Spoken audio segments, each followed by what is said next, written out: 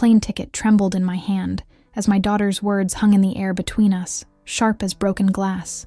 "You abandoned me," Emma screamed, her voice cracking with 27 years of accumulated pain.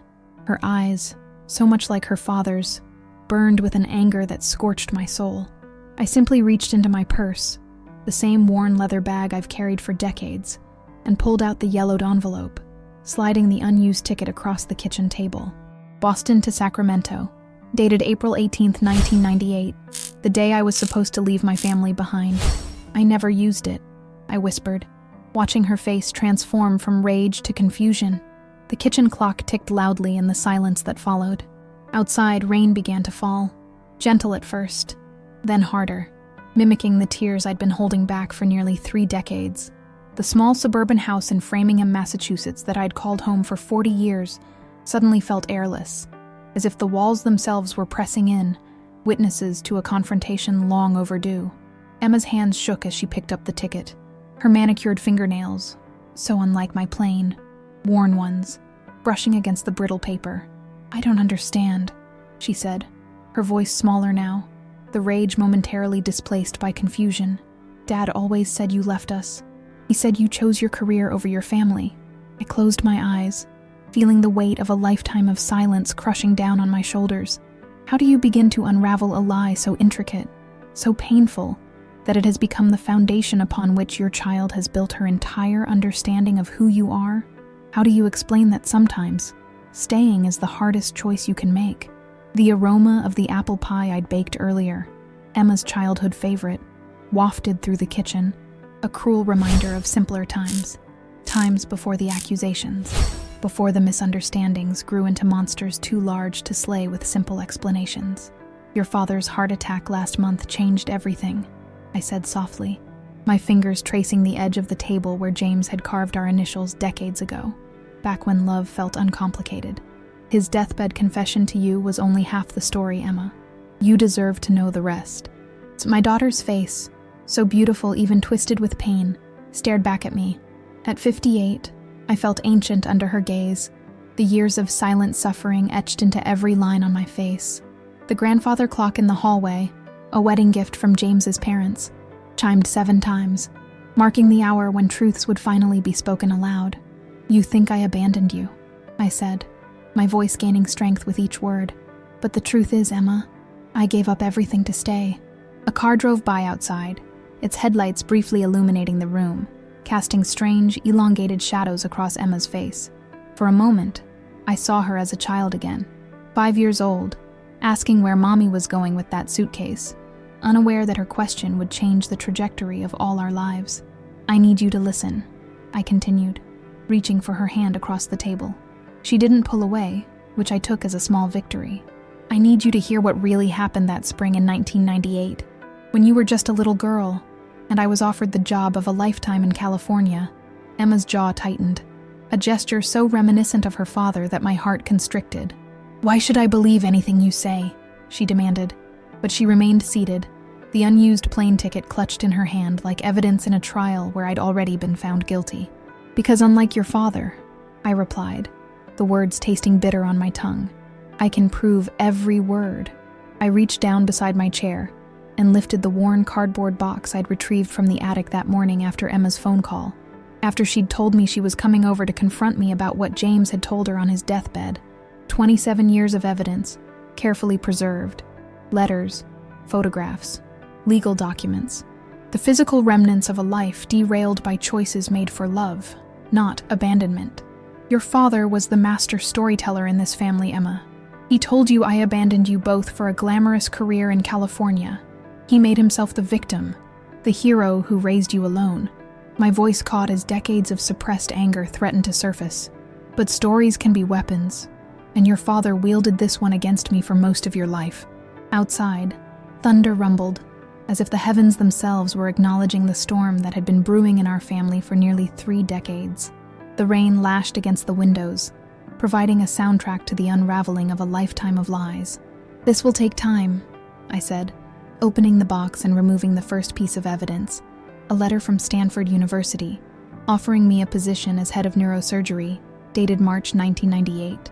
"Are you ready to hear the truth?" Emma's eyes darted between my face and the letter, suspicion warring with curiosity. The daughter, who had walked into my house an hour ago spitting accusations, was now silent, poised on the edge of a revelation that would redefine everything she thought she knew about her childhood, her father, and the mother she believed had abandoned her. "I've waited 27 years for this conversation," I said, my heart pounding against my ribs like a prisoner demanding release. "The question is, are you ready to hear how your father's lies shaped both our lives?" Lightning flashed, briefly illuminating the kitchen in harsh white light. In that flash, I saw Emma make her decision. She straightened her shoulders, pushed her dark hair behind her ears, another gesture inherited from James, and nodded. "Tell me everything," she said, and I knew there was no turning back. The stage was set. After decades of silence, I would finally tell my daughter why I'd given up a brilliant career to stay with a husband who would repay my sacrifice by poisoning our daughter against me, why I'd chosen to remain in the shadows of our small Massachusetts town rather than shine in the California sun, why the plane ticket in her hand had never been used, despite what her father had told her all those years ago. It was time for Emma to learn that sometimes the one who stays is the one who truly gets left behind. My name is Margaret Mitchell. Most people around Framingham just call me Maggie, the quiet widow who works at the community hospital, the woman with the sad eyes who keeps to herself. I've lived in this modest colonial house on Maple Street for 40 years now, watching the seasons change through my kitchen window, while nursing a wound that never quite healed. I'm the woman who serves coffee at the hospital fundraisers, who remembers everyone's birthday in the pediatric ward where I work as a nurse, the one who sits alone at church on Sundays, third pew from the back, always leaving before the final hymn to avoid the well-meaning conversations about how I'm holding up since James passed last month. What people don't know, what they've never known, is that before I was just Maggie Mitchell from Framingham, I was Dr. Margaret Reynolds, one of the most promising neurosurgeons on the East Coast. Before I was the abandoned wife who supposedly couldn't keep her husband interested, I was the woman who sacrificed a groundbreaking career for a family that ultimately shattered anyway. Every morning, for the past 27 years, I've woken up at 5:30 a.m., made coffee in the same porcelain pot, and sat at my kitchen table watching the sun rise over the maple trees in the backyard. The routine has been my anchor in a life that drifted far from the course I'd once charted for myself. The hands that now change bed linens and administer medications once performed delicate brain surgeries that made headlines in medical journals. The mind that now remembers which patients prefer apple juice to orange once pioneered surgical techniques that saved countless lives. Sometimes, late at night, I still dream of operating rooms and the unique satisfaction of knowing I'd saved someone who would have been lost without my skills. I never told Emma any of this as she was growing up. James made it clear that discussing my former life would only confuse her. "She needs stability, Maggie," he'd say whenever I broached the subject. Not stories about what might have been. So I watched my daughter grow up believing I was nothing more than a small-town nurse who'd never had greater ambitions. My life these days is quiet, predictable. I work my shifts at Framingham General, tend to my garden when the New England weather permits, and volunteer at the local soup kitchen on Thursdays. My colleagues think they know me. Kind, reliable Maggie, who never says no when someone needs a shift covered. The woman who brought homemade cookies to every one of Emma's school events, even though my own daughter barely acknowledged my presence. What no one sees is how I still read medical journals by lamplight, keeping up with a field that moved on without me. How I sometimes stand in the hospital's neurosurgery department doorway, watching the younger doctors perform procedures I could do with my eyes closed. How I've kept every letter, every document, every piece of evidence of the life I gave up, hidden in a cardboard box in my attic. Until today. The irony doesn't escape me that James's death has finally created the opportunity for truth. He spent 27 years crafting the narrative that I had abandoned my family for career advancement, a story I allowed to persist because fighting it would have meant dragging Emma through an ugly battle of accusations. I chose her peace over my vindication. My small living room tells the story of a life lived in the shadows. Photos of Emma at every age line the walls. Dance recitals, graduations, her wedding 5 years ago to David, a man who barely tolerates me based on what he's been told. In none of these pictures am I standing next to my daughter, always slightly apart, a physical manifestation of the emotional distance James cultivated between us. I've lived in this emotional purgatory for so long that it's become familiar territory. Not quite mother, not quite stranger, the woman who shows up with casseroles during difficult times but isn't invited to casual Sunday dinners. The grandmother-to-be who learned about Emma's pregnancy through a group email rather than a personal call. When James suffered his heart attack 4 weeks ago, I was the one Emma called. Not because I was her mother, but because I was a medical professional who lived nearby. I sat in the hospital waiting room while she cried on her husband's shoulder, maintaining the appropriate distance that had been established years ago. And when James asked to speak to Emma alone before he died, I stepped out without protest, unaware that he was using his final breaths to cement the lie he'd cultivated for decades. "He told me everything, Mom," Emma had said on the phone this morning, her voice cold and accusatory, "about how you had your bags packed, how he found the plane ticket to California hidden in your dresser, how he begged you to stay for my sake, but you left anyway. He said you came back months later when your fancy job didn't work out. But by then, he couldn't trust you anymore." The familiar pain had flared in my chest, the pain of being cast as the villain in my own life story. But this time, something was different. Perhaps it was James's death, releasing me from a promise made decades ago. Perhaps it was simply that at 58, I'd grown tired of carrying the weight of lies that were never mine. "I'm coming over," Emma had continued, mistaking my silence for guilt. "I want to know why you let me believe all these years that Dad drove you away with his workaholic tendencies. Why you let me blame him when you were the one who abandoned us." After hanging up, I'd climbed to the attic and retrieved the box I'd kept for 27 years, my hands trembling as I lifted the lid. The evidence was all there, preserved like insects in amber. The job offer, the emails, the legal documents, and yes, the unused plane ticket that James had somehow neglected to mention in his deathbed confession. And now, as I sit across from my daughter in the kitchen where I've prepared thousands of meals she never appreciated, I feel a strange calm descend. The time for silence has passed. "Your father was an ambitious man," I begin, my fingers tracing the Stanford University letterhead. "And he was afraid of being overshadowed. That fear shaped both our lives in ways neither of us could have imagined back then." Emma's face remains skeptical, but she hasn't left. She hasn't stormed out or dismissed me outright. It's the longest she's willingly remained in my company in years. And even under these circumstances, I find myself treasuring these moments with my only child. Outside, the storm continues, rain streaming down the windows like tears. The weather forecast had promised clear skies today, but like so much in my life, expectations rarely align with reality. As I prepare to unravel the carefully constructed fiction that has defined our family for nearly 3 decades, I find myself oddly grateful for the storm. It feels fitting that the heavens themselves should bear witness to the breaking of this long silence. "Let me tell you about the spring of 1998, I say, when I was Dr. Margaret Reynolds, and the world of neurosurgery was at my feet. I met James Mitchell during my residency at Massachusetts General Hospital. He worked in hospital administration, ambitious, charming, with a smile that could convince the most hardened skeptic to trust him. Our romance was a whirlwind. Within a year, I was pregnant with Emma, and we were married in a small ceremony in his hometown of Framingham. Even then, balancing motherhood and my medical career was challenging, but I was determined to have both. James supported me, or so I thought. He'd watch Emma while I pulled overnight shifts, never complaining, always telling me how proud he was of his brilliant wife.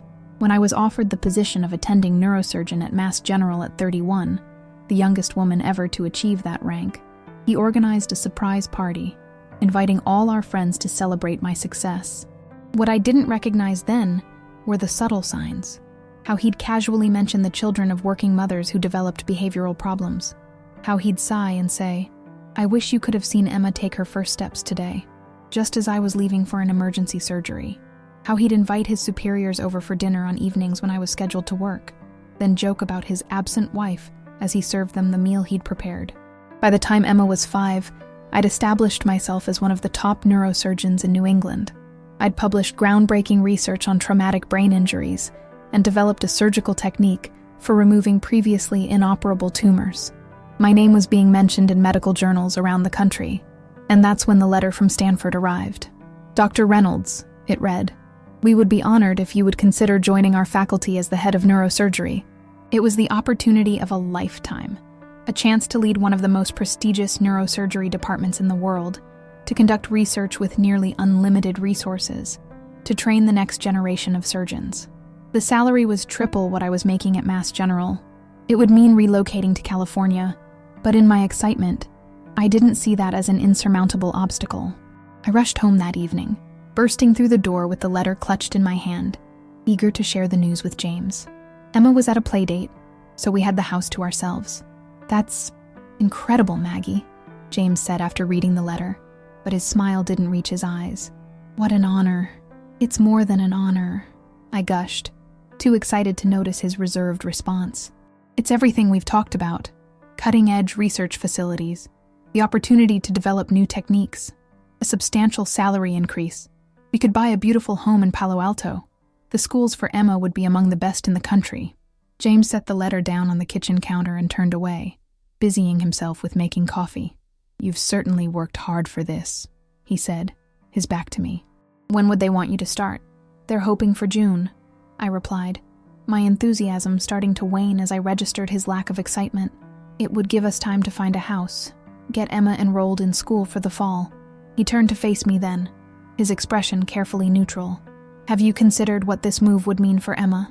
Uprooting her from the only home she's known, taking her away from her friends, her routine." "Children adapt," I said, confusion beginning to creep in. "And she's only 5. This would be an amazing opportunity for her too. Exposure to different cultures, excellent education, growing up near Silicon Valley." "And what about my career?" James asked, his voice taking on an edge I rarely heard. "I've spent years building connections here in Boston.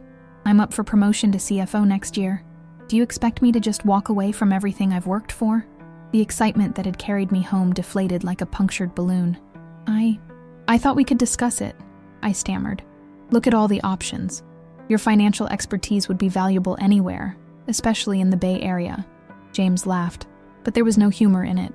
"So I should give up my career aspirations to follow you across the country? Become what? The trailing spouse? The house husband who takes care of Emma while you perform your glamorous surgeries and accept awards? That's not fair," I protested, hurt by his characterization. "We've always supported each other's careers. I thought we'd make this decision together, as a team." He sighed, running a hand through his dark hair, the same hair Emma had inherited. "I'm sorry, Maggie. I need some time to process this. It's a lot to take in." For the next few weeks, every conversation about Stanford devolved into tense silence or outright arguments. James began staying late at work, claiming projects needed his attention. When he was home, he'd spend hours playing with Emma, shooting me pointed glances as if to say, "This is what you'd be taking her away from." Still, I pressed forward, researching neighborhoods in Palo Alto, looking into the logistics of obtaining a California medical license. I even scheduled a house hunting trip for mid-April, buying a plane ticket for April 18th. I didn't hide any of these preparations from James, hoping that seeing me take concrete steps would force him to engage seriously with the possibility of moving. Instead, something shifted in our home. James became the perfect father, making pancakes in funny shapes for Emma's breakfast, volunteering at her preschool, taking her for ice cream after dinner. Meanwhile, I was increasingly called in for emergencies at the hospital, surgeries that supposedly couldn't wait, but often turned out to be routine procedures any of my colleagues could have handled. I began to notice changes in Emma, too. She became clingy with James, crying when he left for work. When I tried to read her bedtime stories, she would ask for Daddy instead. "Daddy does the voices better," she'd say, innocent of how the words cut through me. The breaking point came the night before I was scheduled to fly to California. I came home late from a genuine emergency surgery, to find Emma already asleep and James sitting in the darkened living room, a glass of whiskey in his hand. "I can't do this, Maggie," he said, without preamble. "I can't uproot my life and Emma's life to follow your ambitions to California." "James, please," I began, setting down my bag. "This isn't just about my ambitions. This is an opportunity for our whole family.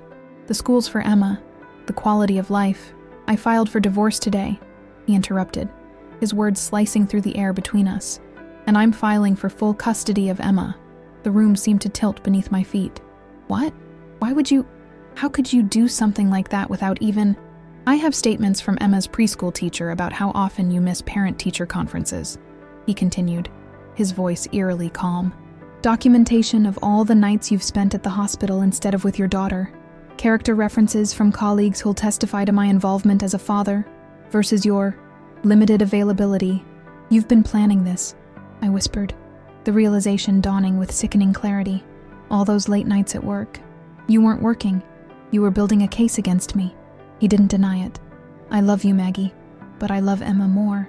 She deserves stability, a parent who puts her first. If you take this job in California, you're choosing your career over your family. I'm simply ensuring that Emma doesn't suffer for that choice. This is manipulation, I said, anger beginning to cut through the shock. You're using our daughter as a weapon to control my career decisions. James stood, setting his glass down carefully on the coffee table. I've already told Emma that you might be going away for a while, that sometimes grown-ups need to make hard choices. His eyes met mine, challenging. She cried, of course, but I assured her that Daddy would always be here. My legs gave way, and I sank onto the couch. You turned our daughter against me before I even made a decision. I prepared her for the decision I knew you'd make, he corrected. The decision you've been making all along. Every time you chose surgery over a school play or a family dinner. I stared at this man I thought I knew, this man I'd loved for 6 years, and saw a stranger. You never supported my career, I realized aloud. You tolerated it as long as it didn't overshadow yours. As long as I remained the dedicated mother and wife first, surgeon second. James looked genuinely surprised by my accusation. That's not true. I've always been proud of your accomplishments. I just believe that family should come first, especially for a mother. The sexism inherent in his statement might have eluded me years before, but not that night. And what about fathers? Should family come first for them too? Or is advancement and ambition only acceptable for men? This isn't about gender, Maggie. It's about what's best for Emma. No, I said, rising to my feet, fury giving me strength. This is about control. You couldn't stand the thought of following me to California, of being known as Dr. Reynolds' husband instead of establishing your own identity. So instead of discussing it like adults, you've manufactured this situation where I have to choose between my daughter and my career. He didn't deny it. Instead, he picked up a manila envelope from the side table and handed it to me. My lawyer suggested I give you these copies of the divorce petition and custody filing. You should know what you're walking away from when you board that plane tomorrow. I took the envelope with numb fingers. You really think I'd leave my daughter? James's expression softened slightly. I think you've worked your entire life for an opportunity like Stanford. I think your research could save countless lives. And I think, deep down, you know Emma would be well cared for with me. He paused. I'm not the villain here, Maggie. I'm just a father protecting his daughter from a life of constant upheaval. As he turned to go upstairs, he added over his shoulder, For what it's worth, I hope you take the job. You deserve it. And Emma and I will be fine here in Framingham. I stayed on the couch all night, reading and rereading the legal documents, each word a nail in the coffin of the life I'd thought we were building together. By dawn, my decision was made. I called Stanford and declined the position. I called my lawyer and prepared to fight the divorce and custody battle, and I ripped up the plane ticket to California that I'd never use. What I didn't know then, what I wouldn't discover until years later, was that James had already told his parents, our friends, and even some of my colleagues that I had accepted the position and was abandoning my family for professional advancement. He'd been laying the groundwork for weeks, ensuring that when I stayed, if I stayed, the narrative would already be established. Poor James, raising Emma alone because selfish Maggie chose career over family. The first betrayal wasn't just that he'd filed for divorce without warning. It wasn't even that he'd used our daughter as leverage. It was that he'd created a narrative about who I was, a narrative that would follow me for decades, that made his actions seem justified and mine seem unforgivable. 27 years later, sitting across from my daughter in that same kitchen, I finally have the chance to challenge that narrative. But as I look into Emma's eyes, James's eyes, I wonder if the truth even matters anymore. If it's too late to rewrite a story that's been told for so long that everyone, including my own daughter, believes it's the only version that exists. You need to understand what kind of mother I was before all this happened, I tell Emma, reaching into the box for a small photo album I've kept hidden away. Before your father decided I had to choose. I open the album to reveal photographs that Emma has never seen. Pictures of me holding her as a newborn while reviewing medical charts. Of Emma as a toddler sitting on my lap as I studied neuroanatomy diagrams. Of the makeshift playpen I'd set up in the corner of my office at Mass General so I could keep her near me during administrative work. I brought you to work whenever hospital policy allowed, I explain, my finger tracing the outline of her chubby toddler face in one of the photos. The nurses in neurology called you their mascot. You knew the names of brain structures before you could properly pronounce your own name. Emma's expression softens slightly as she examines a photograph of herself at age 3, wearing a miniature lab coat with Dr. Emma embroidered on the pocket. A birthday gift I'd had specially made. I don't remember any of this, she says quietly. You were very young, I acknowledge. But I want you to know that I never saw motherhood and medicine as separate parts of my life. They were intertwined, each informing the other. I turned the page to show her a newspaper clipping, a profile of me in the Boston Globe from 1996, when I'd successfully removed a tumor that other surgeons had deemed inoperable. The article featured a quote that I'd given the reporter. As a mother, I understand that each patient is someone's child. I approach every surgery as if I were operating on my own daughter. Your father was proud of my work back then, I continue. Or at least he said he was. He would brag to his colleagues about his brilliant surgeon wife. What I didn't realize was that his support came with conditions. Conditions I didn't discover until Stanford made their offer. I pause, gathering strength for what comes next. Do you remember Mrs. Peterson from down the street? I ask. Emma nods. The old lady with all the cats? She used to give me caramels when Dad took me trick-or-treating. In 1997, her husband suffered a massive stroke, I explain. He was brought to Mass General while I was on call. The damage was extensive, a bleed so severe that most surgeons wouldn't have attempted intervention. But I saw a chance, a small window of opportunity. I withdraw a handwritten letter from the box, unfolding it carefully. I operated for 14 hours straight. I missed your preschool graduation ceremony that day. Emma's eyes flicker with recognition. I remember that.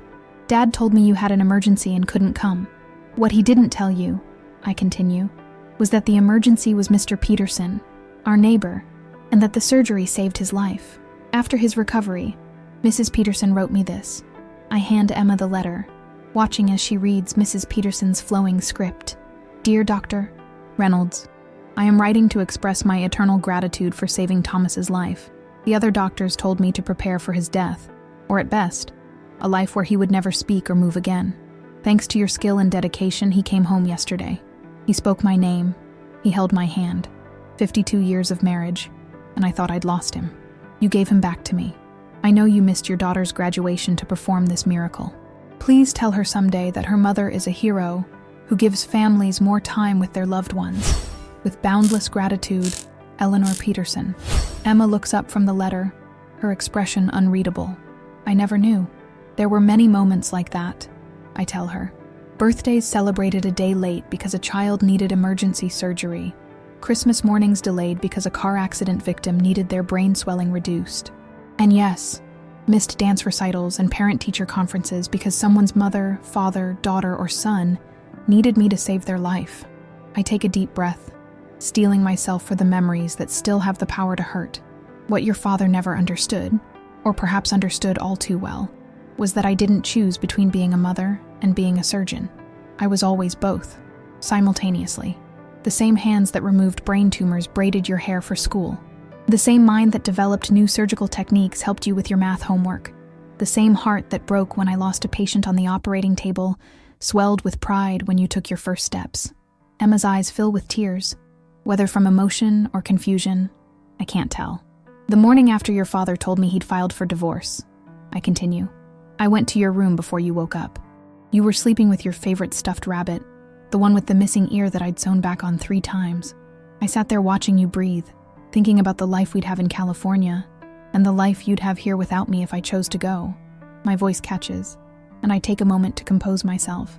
I called Stanford that morning and turned down the position. I told them I couldn't leave Boston for family reasons. Then I called my lawyer about fighting the divorce and custody petition. I looked directly into Emma's eyes. I chose you, Emma, not because your father forced my hand, though he tried, but because when it came down to it, no career advancement was worth losing my relationship with you. I withdraw another document from the box, an affidavit from my attorney dated April 19th, 1998. This was my lawyer's response to your father's custody petition.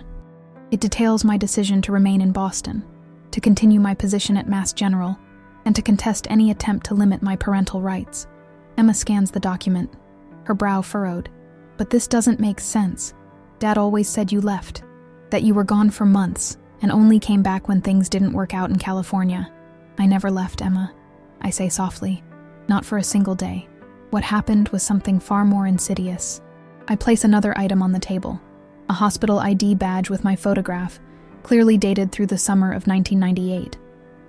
I continued working at Mass General. I continued living in Boston. But your father had already told everyone, his family, our friends, his colleagues, even some of my coworkers, that I had abandoned you both for the Stanford position. Emma shakes her head, struggling to reconcile these new revelations with the story she's believed her entire life. Your father moved out of our house in Boston the day after I declined Stanford's offer, I explain.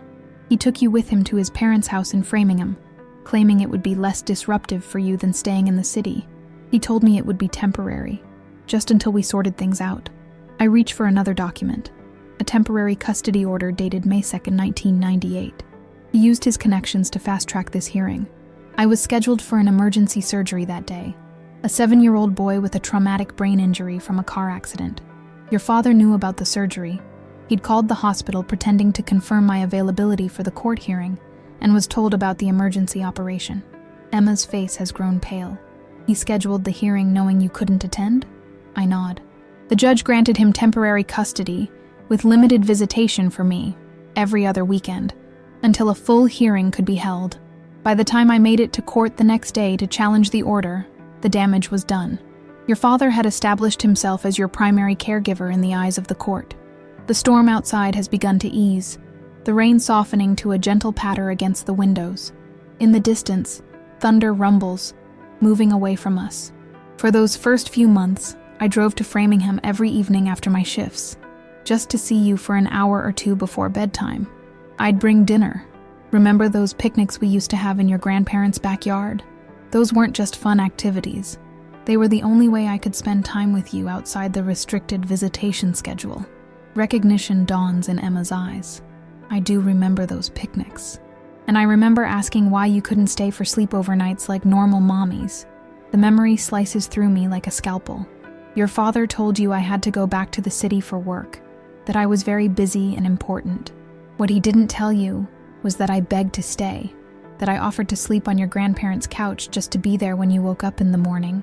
I withdraw a small stack of greeting cards from the box, tied together with faded ribbon. I sent you a card every single day for months. Good morning cards, good night cards, just because I love you cards. Did you ever receive them? Emma shakes her head slowly, reaching for the stack with trembling fingers. I never saw these. I found them years later, unopened, in a box in your father's closet when I was helping him move to this house. I explain, the old hurt rising in my throat. By then, the narrative was set. You were 8 years old and already believed I had abandoned you and later returned.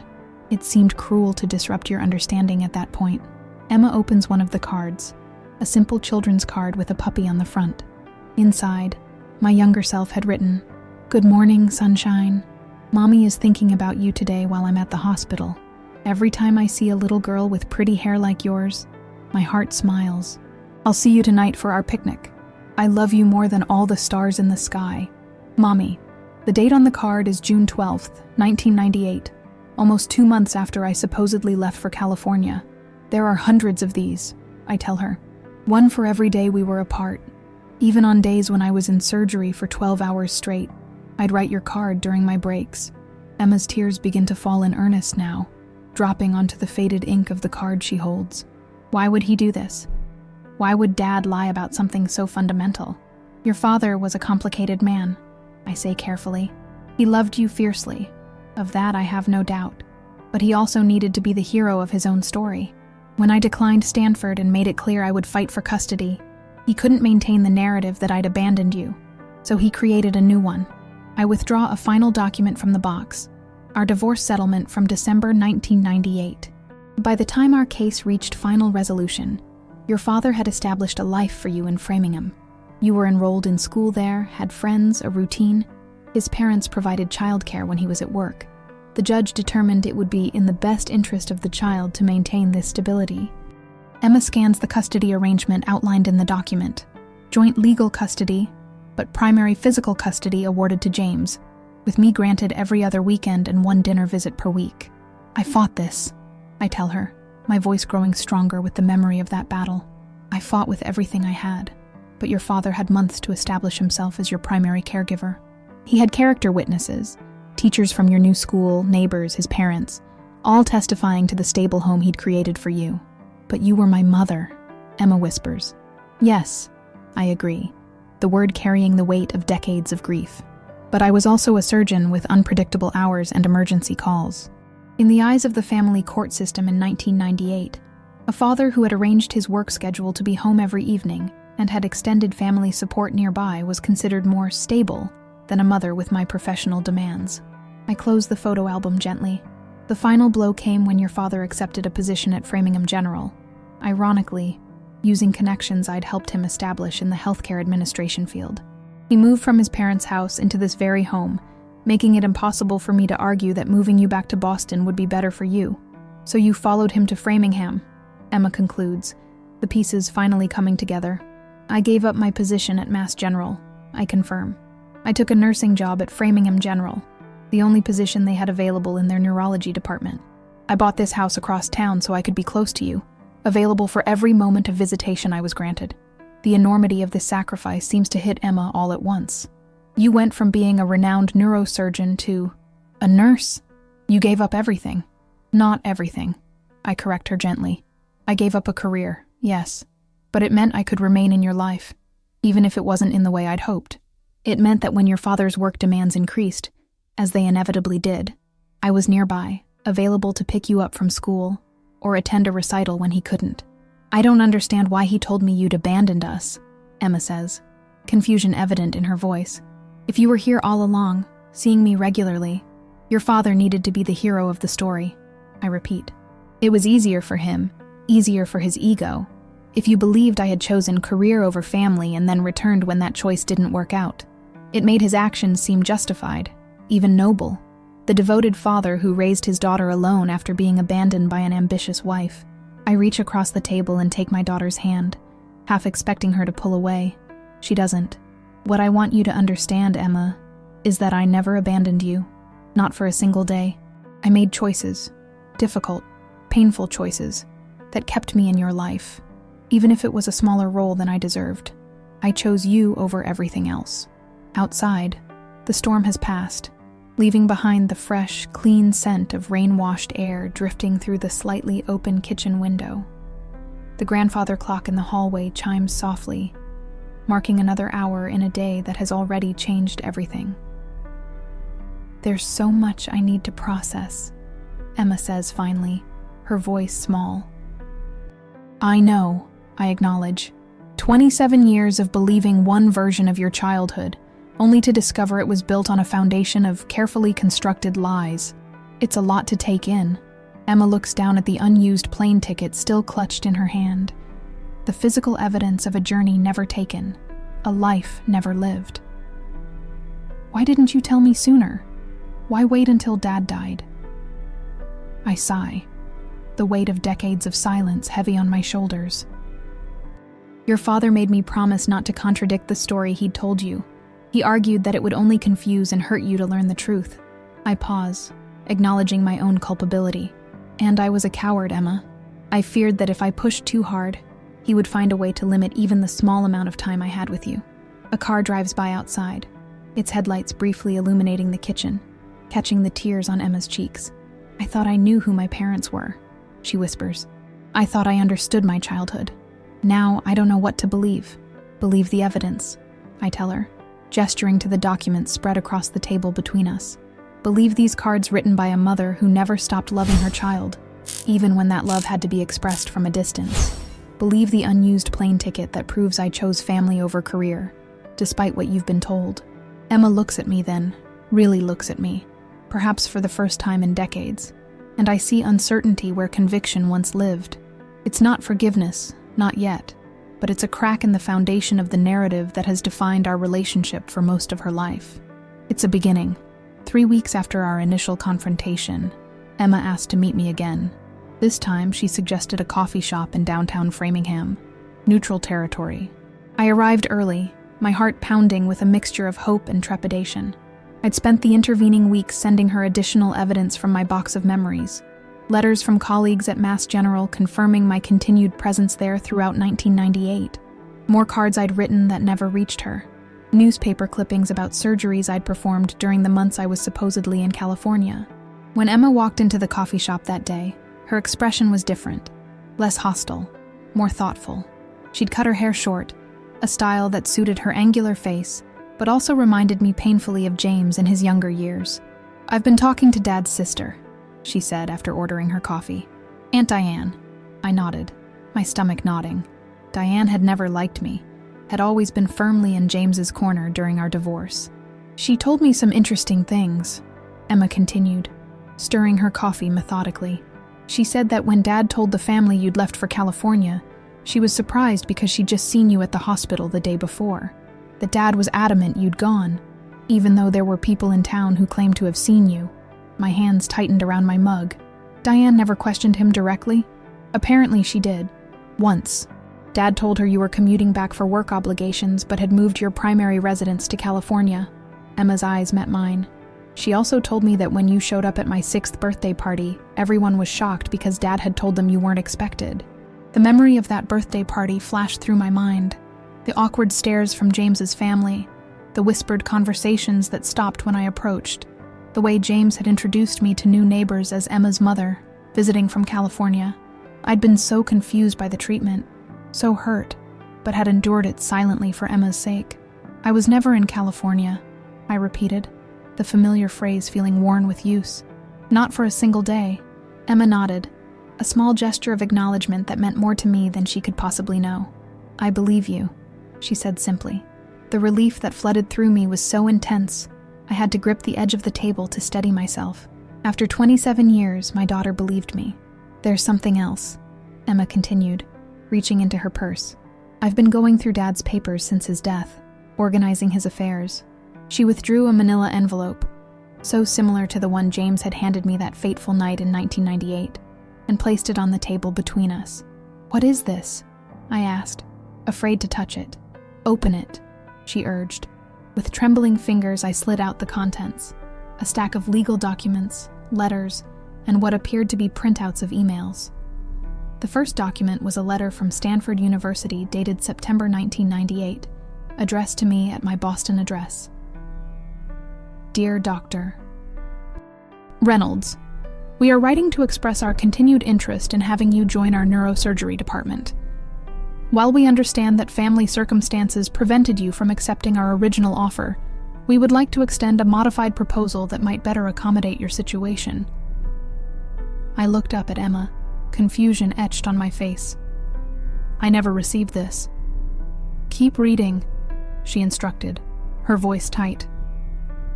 The next document was a printout of an email from James to Stanford's department head, dated 1 week later. "Dr. Watkins, thank you for your letter regarding Margaret. I regret to inform you that she has asked me to respond on her behalf, as she is currently unable to do so. Margaret has been experiencing significant personal challenges since her return from California and is not in a position to consider any professional opportunities at this time. Please direct any further correspondence regarding this matter to me. Regards, James Mitchell." My blood ran cold as I realized the implications. He intercepted their letter and responded as if he were me. He actively sabotaged any chance I had of salvaging my career. Emma nodded grimly. "There's more." The next document was a letter from Mass General, dated October 1998, acknowledging my resignation and expressing regret at my departure. But I had never resigned. I'd taken a leave of absence during the custody battle, with the full support of the neurosurgery department. "I didn't resign," I whispered, the betrayal cutting fresh after all these years. "I was on leave. I intended to return once the custody situation stabilized. According to these, Emma said, indicating several more emails, Dad told them you'd decided to leave medicine entirely to focus on family. He submitted a resignation letter in your name, using your personal letterhead. He even forged your signature. The room seemed to spin around me as the full extent of James's deception came into focus. He hadn't just manufactured a narrative about my abandonment. He'd actively destroyed my career, burning bridges I might have crossed to return to neurosurgery once our divorce was finalized. There's one more thing you should see, Emma said, her voice gentler now, as she slid a final document across the table. It was a letter from James to the Chief of Staff at Framingham General, dated January 1999. Richard, as discussed, I'm writing to formally request that you consider Margaret for the nursing position in neurology. As you know, she's overqualified, having previously worked as a surgeon, but recent events have made it necessary for her to step back from that role. I would consider it a personal favor if you could extend this opportunity to her, with the understanding that her position would be limited to nursing duties only, regardless of her previous experience. This arrangement would allow her to remain in Framingham and maintain her court-ordered visitation with our daughter, while ensuring appropriate professional boundaries within your department. Sincerely, James. The public humiliation I'd endured when I started working at Framingham General suddenly made sense. The whispers, the sidelong glances, the way the surgeons treated me with a mixture of pity and disdain. They'd been told I was a failed surgeon who needed a favor, not a highly skilled professional who'd sacrificed her career for her child. He made sure you'd never operate again, Emma said, her voice breaking slightly. He made sure you'd be trapped in Framingham, working beneath your capabilities, dependent on his goodwill for access to me. The coffee shop around us continued its normal bustle, customers ordering drinks, baristas calling out names, the hiss of the espresso machine, but I felt removed from it all, encased in a bubble of shock and renewed grief. Why? I finally managed to ask, the single word containing decades of pain. Why go to such lengths to destroy me professionally? Emma reached across the table and did something she hadn't done in years. She took my hand. I found Dad's journal, she said. He kept one for years, apparently. In it, he wrote about his feelings when you received the Stanford offer. She paused, seemingly gathering courage. He wrote that he couldn't bear the thought of being Dr. Reynolds' husband, that your success made him feel diminished, that the idea of moving to California and starting over, where everyone would know you as the brilliant surgeon and him as nothing special, was unbearable to him. The pieces clicked into place with sickening clarity, so he made sure I became nothing instead. He convinced himself he was protecting me, Emma said, tears welling in her eyes. He wrote about how children need stability, how your ambition would have meant a life of constant upheaval for me, but reading between the lines, it was his pride. He couldn't stand the thought of living in your shadow. I sat back, feeling the weight of 27 years of unnecessary sacrifice. And he maintained the lie that I'd abandoned you both, even after I moved to Framingham and took the nursing job, even after I bought a house 5 minutes away to be close to you. Emma nodded, wiping away tears.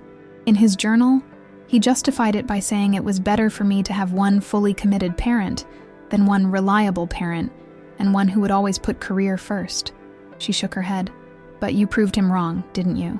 You gave up everything to stay close to me, while he was the one who eventually put career first. It was true. As Emma entered middle school, James's career had taken off. He'd become CEO of Framingham General, a position that required frequent travel, long hours, and increasing absence from home. During those years, I'd quietly picked up the slack, attending Emma's events when James was away, making myself available for emergencies, all while maintaining the fiction that I was the less reliable parent.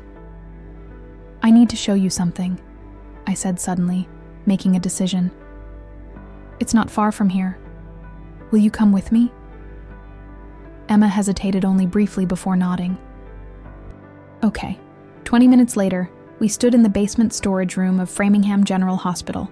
As a long-term employee, I had access to areas most people never saw, including the storage area where old medical records and hospital documentation were kept. What are we doing here? Emma asked, looking around at the shelves of dusty boxes and file cabinets. Instead of answering, I moved to a cabinet in the corner and unlocked it with a key I'd kept on my keychain for decades. Inside were dozens of medical journals, carefully organized by date, all from the years after my supposed career abandonment. These are all published papers in neurosurgery, I explained, pulling out a journal from 2005.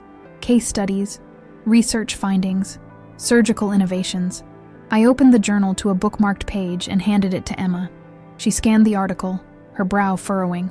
This is about a new technique for removing parasagittal meningiomas, authored by M.R. Sullivan. She looked up at me, confusion evident. Sullivan was Mom's maiden name. Yes, I confirmed quietly. I never stopped being a neurosurgeon, Emma. Not in my heart, not in my mind. I couldn't operate anymore. Your father made sure of that. But I could still contribute to the field. Understanding dawned on her face. You published under a different name. You continued your research in secret. I nodded, pulling out more journals, showing her more articles, dozens of them spanning 2 decades, all published under my mother's maiden name, all contributing valuable research to the field that had been taken from me. How did you conduct research as a nurse? Emma asked, leafing through the papers with growing amazement. I established relationships with surgeons at other hospitals. Boston, Providence, New York, I explained. I consulted on complex cases remotely. I reviewed surgical videos, suggested approaches, analyzed outcomes. Technology made it possible to contribute without physically performing the operations. I pulled out one final journal, the most recent, published just 6 months ago. This one is different, I told her, opening to the lead article. Emma read the author's name aloud, Dr. Margaret Reynolds Mitchell. She looked up sharply. You published under your own name. After your father's heart attack, I confirmed. I knew he was ill, that his time was limited. For the first time in decades, I felt free to reclaim my identity as a neurosurgeon, even if only on paper. A complex mixture of emotions crossed Emma's face as she absorbed this revelation. All these years, you were still you, still making contributions, still saving lives. Just from the shadows. I adapted, I said simply. When one path was blocked, I found another. But I never stopped being who I was meant to be. Emma set down the journals and looked at me, really looked at me, with new eyes. You're extraordinary, she whispered. And he buried you alive. The raw truth of her statement hit me with physical force. Yes, James had essentially buried me. My career, my potential, my true identity. While I still breathed. He'd constructed an elaborate coffin of lies and professional limitations, then convinced our daughter I'd dug the grave myself by choosing ambition over family. The cruelest part, I said, my voice breaking, wasn't losing my career. It was losing you, having you believe, for most of your life, that I'd willingly left you behind, having you look at me with disappointment and judgment, never knowing that every choice I made was for you, because of you. Because I loved you more than any professional achievement. Emma's face crumpled, and for the first time since she was a small child, she stepped forward and put her arms around me. I'm so sorry, she whispered against my shoulder. I'm so sorry I believed him. As I held my daughter in that dimly lit storage room, surrounded by the evidence of my secret professional life, 27 years of suppressed grief broke free. I cried for the career that had been stolen from me, for the patients I might have saved with my own hands rather than through proxies, for the relationship with my daughter that had been poisoned by lies. But beneath the grief was something unexpected, a sense of liberation. The truth, so long buried, was finally exposed to the light. My daughter knew who I really was, what I'd really sacrificed, how deeply I'd really loved her. When we finally pulled apart, both of our faces wet with tears, Emma asked the question I'd been waiting decades to hear. Mom, what happens now? The word mom, so casually used, but carrying the weight of restoration, nearly undid me again. I touched her face gently, this beautiful woman who had my eyes and her father's determined chin. Now, I said, we begin again, if you're willing. Emma nodded, and in that simple gesture lay the possibility of healing, of reclaiming the years that had been stolen from us both. As we left the hospital together, walking side by side into the bright Framingham afternoon, I felt lighter than I had in decades. The truth had not erased the past, but it had created space for a different future, one where my daughter finally knew who I really was, what I'd really sacrificed, and how completely I'd always loved her. The revelation about James's systematic destruction of my career and his deliberate poisoning of my relationship with Emma changed something fundamental inside me. For 27 years, I had accepted my diminished role in both my profession and my daughter's life, believing that quiet dignity and patient endurance were the only weapons available to me. I had believed that someday, Emma would see the truth, or James would confess, or something would shift to restore what had been taken from me. But standing in my kitchen the morning after our visit to the hospital storage room, watching the sunrise paint the sky in shades of pink and gold, I realized that I had been complicit in my own erasure.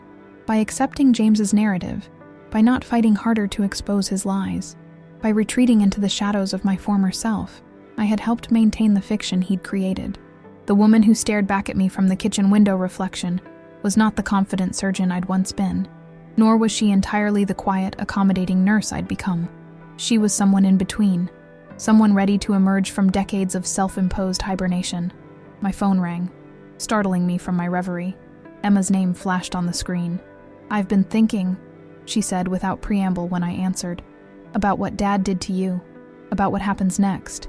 "I've been thinking about that too," I replied, watching a cardinal land on the bird feeder outside my window, a flash of brilliant red against the pale morning sky.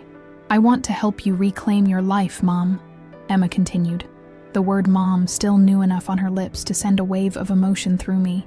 "Your real life, the one you were meant to have." "What do you mean?" "I mean," she said, her voice growing stronger, "that it's not too late for you to be Dr. Reynolds again.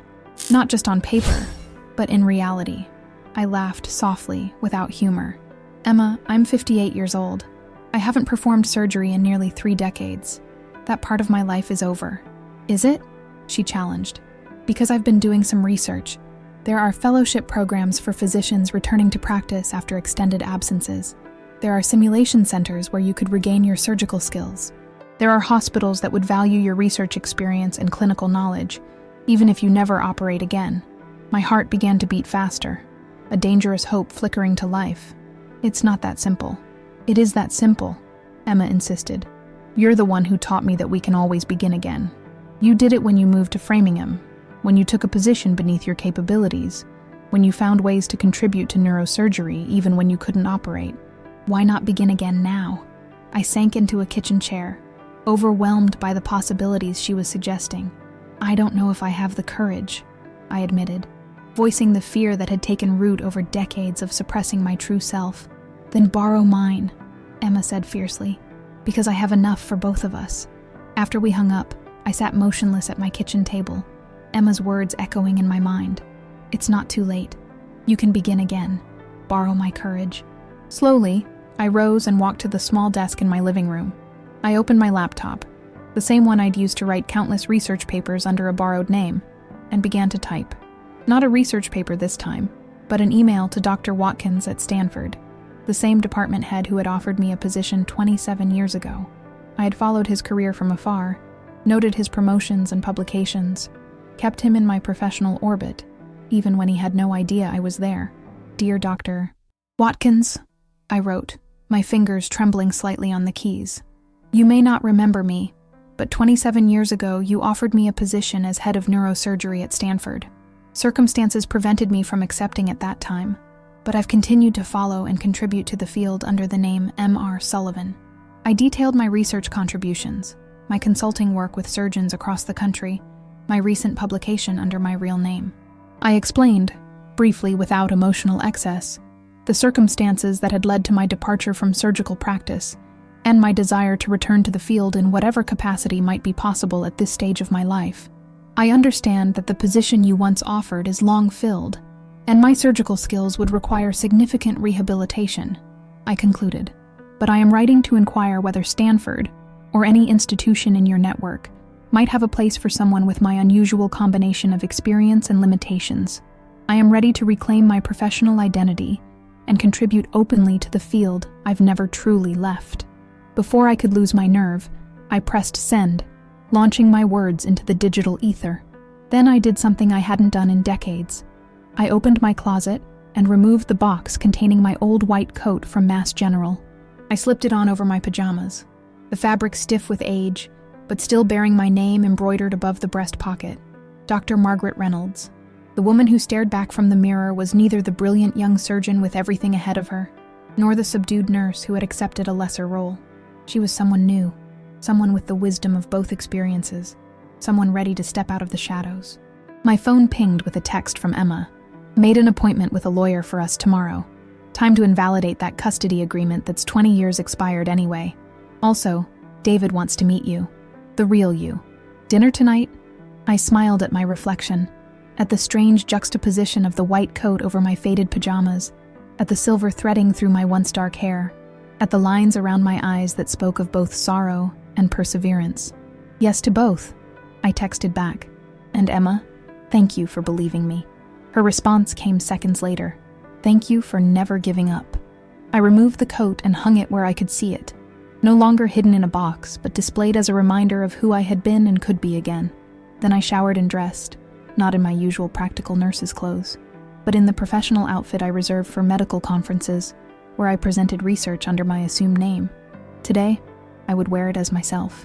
As I prepared to leave for my shift at Framingham General, perhaps one of my last as just a nurse, I felt a strange sense of lightness. For 27 years, I had carried the weight of James's lies, the burden of my own silence, the pain of my daughter's misplaced judgment. Now, with the truth exposed, I could stand straight again, breathe deeply again, dream again. The change wouldn't happen overnight. There would be legal hurdles, professional challenges, personal adjustments. My surgical skills would need extensive rehabilitation if I ever hoped to operate again. My relationship with Emma would require time to fully heal. The colleagues who had treated me with condescension for decades would need to reconcile their perception of me with the truth.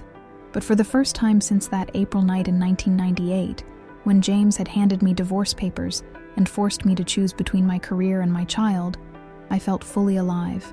The woman who had been buried was clawing her way back to the surface, gasping for air, refusing to remain in the grave James had dug for her. As I drove to the hospital, I made a decision. Today, I would speak to the chief of neurosurgery, not as Nurse Mitchell, but as Dr. Margaret Reynolds. I would offer my consulting services formally, under my real name. I would stop hiding my knowledge, stop diminishing my contributions, stop accepting a lesser role than my capabilities warranted. It might not work. He might laugh me out of his office. The hospital administration, many of whom had been James's allies, might resist acknowledging the deception that had shaped my employment for decades. But it didn't matter. What mattered was that I was finally awakening from a 27-year slumber, stretching limbs that had grown stiff with disuse, reclaiming space in a world that had been told I abandoned it. As I pulled into the hospital parking lot, my phone chimed with an email notification. My finger hovered over the screen, hesitating briefly before opening the message. From Watkins, Robert, MD, PhD, Chair of Neurosurgery, Stanford Medicine subject. Inquiry from Dr. Margaret Reynolds. Margaret. Of course I remember you. Your contributions under the Sullivan name have not gone unnoticed, at least not by those of us paying attention. I've suspected for years that Mr. Sullivan was somehow connected to you, though I never imagined the full story. I'm actually arriving in Boston next week for a conference. Would you be available to meet? I have some ideas I'd like to discuss regarding your potential return to the field. With respect and admiration, Robert Watkins. I sat in my car, staring at the screen as tears blurred my vision. Someone had been paying attention. Someone had recognized my work, even behind the pseudonym. Someone was willing to discuss a future I'd thought permanently closed to me. Taking a deep breath, I stepped out of my car and walked toward the hospital entrance. For the first time in 27 years, I walked not with my head down, not with the careful invisibility I'd cultivated, but with my shoulders back and my gaze direct. Every inch the surgeon I'd once been and might be again. The awakening had begun. 3 months after my initial meeting with Dr. Watkins, a meeting that had opened doors I thought permanently closed to me, I found myself sorting through the last of James's personal effects in his home office. Emma had asked me to help her clear the house for sale, a task that would have been unimaginable before our reconciliation. I've been avoiding this room, she admitted, as we stood in the doorway of the space where James had worked from home during his later years as hospital CEO. It feels like the last piece of him. you know?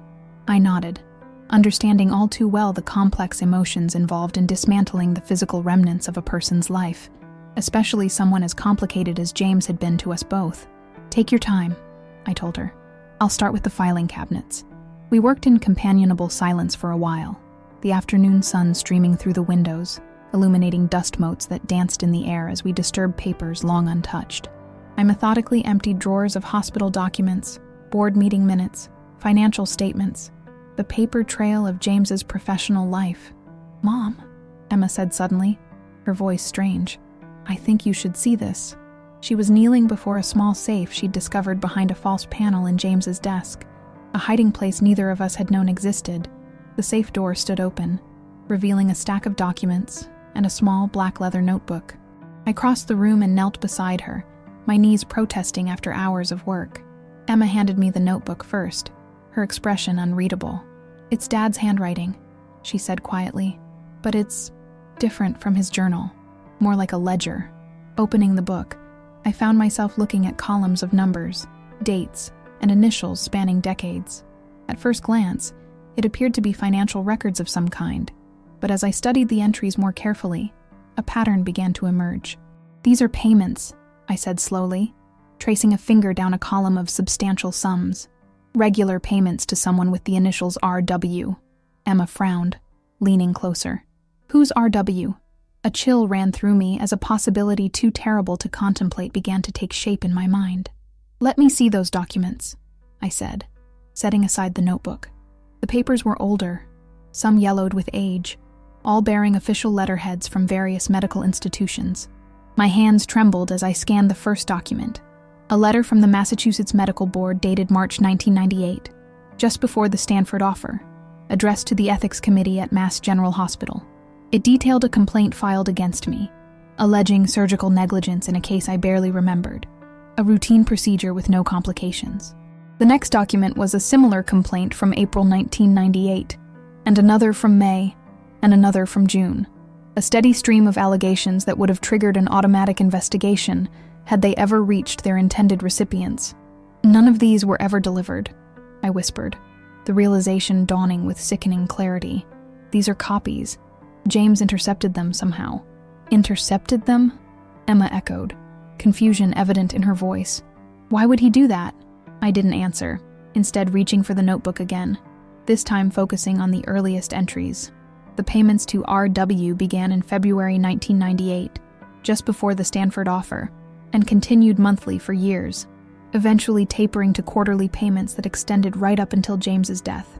RW, I repeated, the initials burning into my consciousness. Richard Williams, the chief of staff at Framingham General when I first started working there. The man who gave me the nursing position as a personal favor to James. Emma's eyes widened as she made the connection. The man from that letter we found? The one where Dad asked him to hire you but restrict you to nursing duties only? I nodded, the pieces clicking into place with nauseating precision. Richard was on the ethics committee at Mass General before he came to Framingham.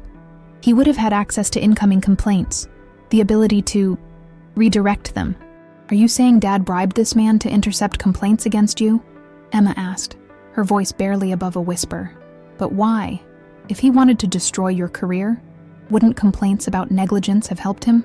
I continued scanning the documents, each one revealing another layer of James's elaborate scheme.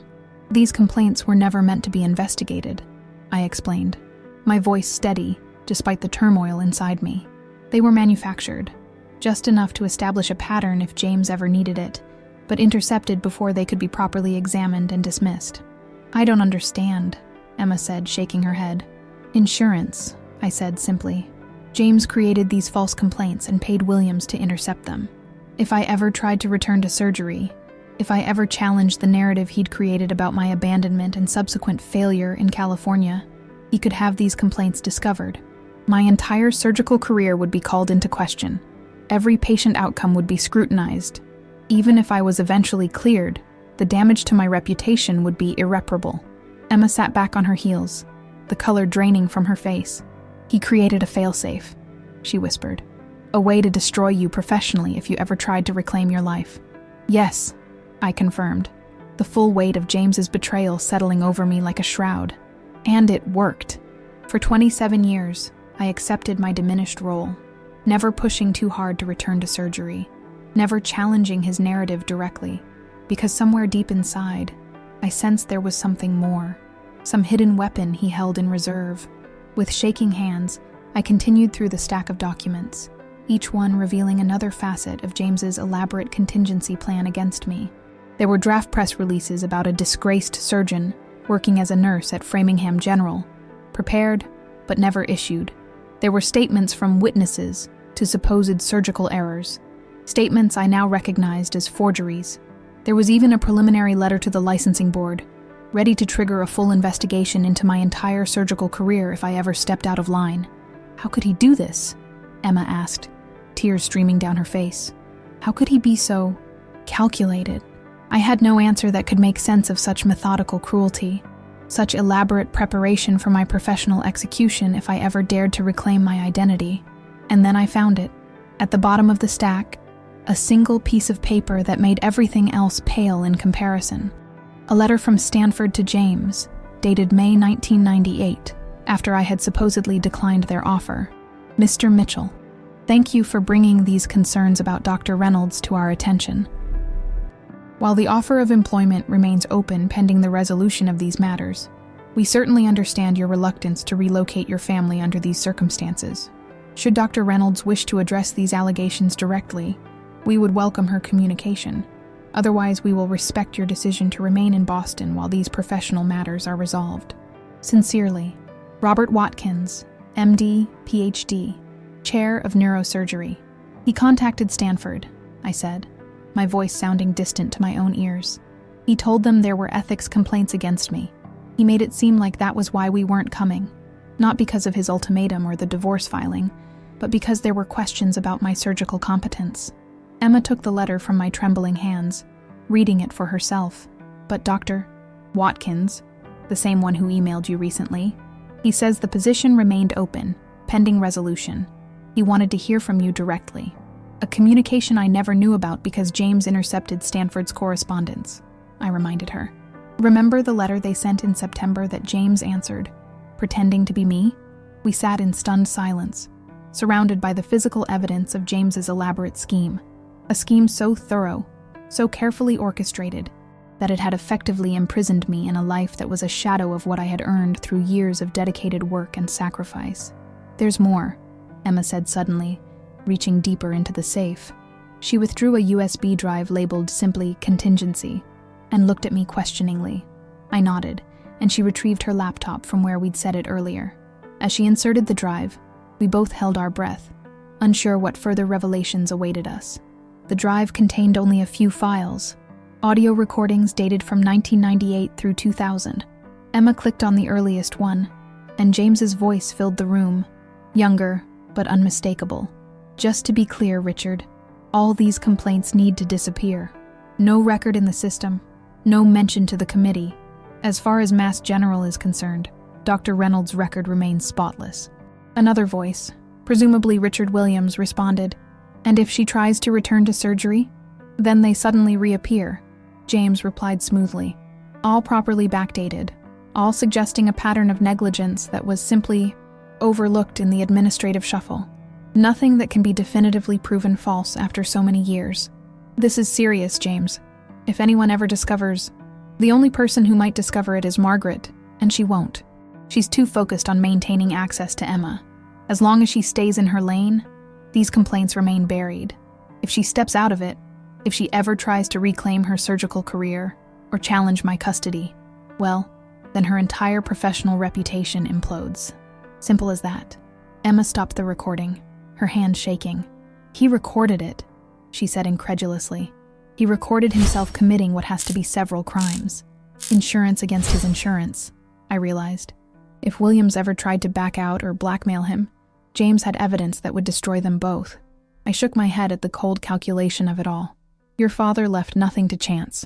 We spent the next hour listening to the remaining recordings, conversations between James and Williams, between James and hospital administrators, between James and his lawyers. Each one revealed another layer of the elaborate web he had spun around me, ensuring that I remained exactly where he wanted me, close enough to be available for Emma when convenient, diminished enough to never threaten his narrative or his ego, trapped enough to never reclaim my true potential. When the final recording ended, Emma closed her laptop and looked at me, her eyes shining with tears and something else, determination. "This changes everything," she said firmly. "Not just for your reconciliation with Stanford, but legally. Dad committed fraud, blackmail, possibly mail tampering, federal offenses. With these recordings, we can clear your professional record completely." I nodded, still processing the magnitude of what we had discovered. For 27 years, I had lived under the shadow of James's lies, never knowing about the additional insurance policy he had established to keep me there permanently. I had sensed it somehow, had intuitively understood that pushing too hard against the boundaries he'd established might trigger consequences I couldn't foresee.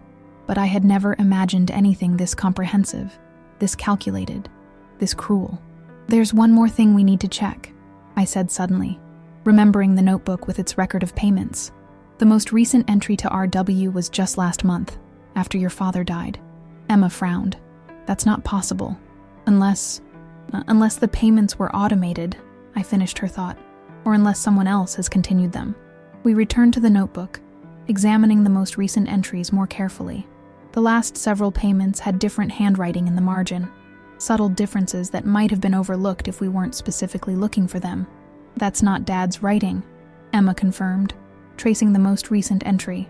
"It's Uncle Peter's, Peter Mitchell, James's brother and executor of his estate, the man who had given the eulogy at James's funeral, praising him as a devoted single father who had sacrificed everything for his daughter after being abandoned by his wife. He knew," I whispered. "Peter knew about the scheme, and has been continuing the payments to keep it hidden." Emma's expression hardened. "Not anymore," she said, gathering the documents, the notebook, and the USB drive. "This ends today." As we packed the evidence into Emma's laptop bag, I felt a strange sensation washing over me. Not quite joy, not quite vindication, but something more fundamental. For 27 years, I had lived in a prison constructed of James's lies, never fully understanding the extent of my confinement or the mechanisms that maintained it. Now, holding the key that would unlock those doors, I felt something I hadn't experienced since that April night in 1998, when James had first issued his ultimatum. Power. Not power over others, but power over my own narrative, my own future, my own life. "What happens now?" Emma asked as we closed the safe, leaving it empty of its toxic secrets. I straightened, meeting my daughter's gaze directly. "Now," I said with quiet certainty, "Dr. Margaret Reynolds takes back everything that was stolen from her. The secrets had been revealed. The hidden power that had constrained me for decades was now mine to wield, not as a weapon, but as a tool of liberation." As Emma and I left James's office, carrying the evidence of his elaborate betrayal, I felt 27 years of resignation falling away, replaced by a steely determination that had once defined the surgeon I had been and would be again. The woman who had been silenced was finding her voice. The surgeon who had been sidelined was reclaiming her scalpel. The mother who had been villainized was rewriting the story with truth, as her ink and justice as her paper. The awakening was complete. The restoration was about to begin. "Legal action will take time," said Marianne Chen, the attorney Emma had engaged on my behalf. Her office in downtown Boston was sleek and modern, with floor-to-ceiling windows overlooking the harbor, a far cry from the Framingham spaces I'd grown accustomed to. "But with the evidence you've provided, we have a strong case for fraud, defamation, interference with business relationships, and potentially several federal offenses related to mail interception." Emma and I sat side by side across from Marianne's impressive glass desk, the afternoon sun glinting off the water beyond the windows. On the desk between us lay copies of the documents we'd discovered in James's safe, what Marianne had already termed a textbook case of systematic career sabotage. "What about the statute of limitations?" I asked, the practical nurse in me emerging even as we discussed dismantling the prison that had confined the surgeon I once was. Marianne smiled, a calculated expression that reminded me of the precision with which I had once wielded a scalpel. Normally, that would be a concern. But James's continued payments to Williams, particularly those that occurred after his death through his brother, constitute an ongoing conspiracy. Additionally, the fraudulent nature of the complaints was deliberately concealed from you, which typically tolls the statute of limitations until discovery of the fraud. She tapped a manicured nail against the USB drive containing James's recorded conversations. And these recordings are gold, Dr. Reynolds. Pure gold. James essentially confessed to every element of the crimes we're alleging. I nodded, still uncomfortable with the directness with which Marianne addressed me as Dr. Reynolds, a title I hadn't openly used in decades. "What's our first step?" Emma asked, her hand finding mine on the armrest between our chairs. "We need to approach this strategically," Marianne replied, leaning forward. "There are several paths we could take, each with different implications." She outlined the options before us. Option 1 was full legal prosecution, criminal charges against Richard Williams, posthumous evidence of James's crimes, and civil action against Peter Mitchell for continuing the conspiracy. This would likely result in professional sanctions against Williams, financial penalties for the Mitchell estate, and complete public vindication for me. Option 2 was a quieter approach, using the evidence to negotiate professional reinstatement and compensation without the public spectacle of a trial. This would be faster, less emotionally taxing, but might allow some of the conspirators to escape full accountability. Option 3 was the most nuanced, strategic disclosure to key individuals who could facilitate my professional rehabilitation, combined with targeted legal action against those most culpable, particularly Richard Williams and Peter Mitchell. "I recommend the third option," Marianne concluded. "It gives you the vindication you deserve without turning your entire life into a public legal battle. It also provides the greatest leverage for your professional reinstatement, which I understand is a priority." I considered her words carefully. For 27 years, I had lived in the shadow of James's narrative, accepting limitations imposed by his deception. Now, with the power to expose that deception, I needed to be deliberate about how I used it. "I don't want revenge," I said finally. "I want restoration. I want the truth acknowledged, and my professional standing reinstated. I want to finish my career as the surgeon I trained to be, not as a cautionary tale of personal vendetta."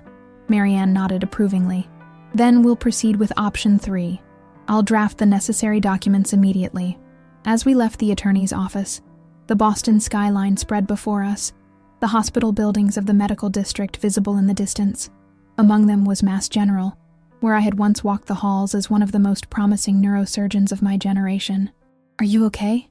Emma asked as we waited for the car service she'd arranged. I paused, searching for the right word. "I'm resolved. For decades, I accepted the story James created about me. Now I'm writing my own ending." Over the next 3 weeks, Marianne orchestrated what she called strategic disclosures, carefully targeted revelations of James's deception to specific individuals who could facilitate my professional rehabilitation. The first was Dr. Robert Watkins at Stanford, who received copies of the fraudulent complaints James had referenced, along with the evidence that they had been manufactured and intercepted. His response was immediate and unequivocal. "Margaret, words cannot express my shock at the evidence you've provided, nor my profound regret for any unwitting role I played in this unconscionable deception.